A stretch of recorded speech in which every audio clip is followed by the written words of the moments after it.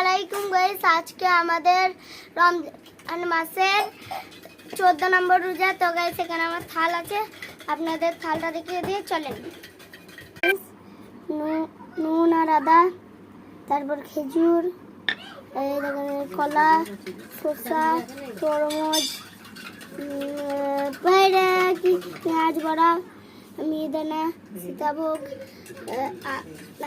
এটা কি নাম জানেন? তো গাইস এই দেখেন মিষ্টি আর রুটি, প্রতিদিনকে খাবার গাইস। আর এই দেখেন এটা মোগলাই আর এটা বেগনি।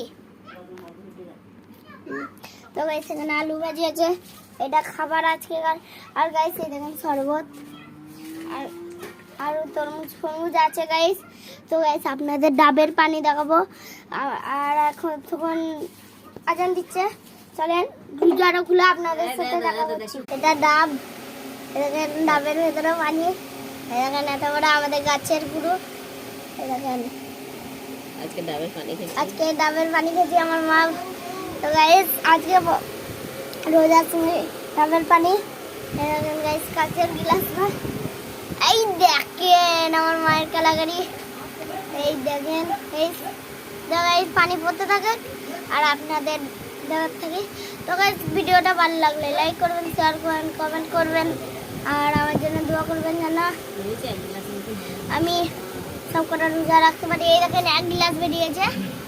তো গাইস যারা ভাবছেন এটা পানি, এটা পানি লয় গাইস, পিওর একবারে নারকেলের পানি। তো গাইস এই দেখেন এখনো 1 গ্লাসের মতো আছে। তো guys tata bye bye, take care, আমার জন্য দোয়া করবেন।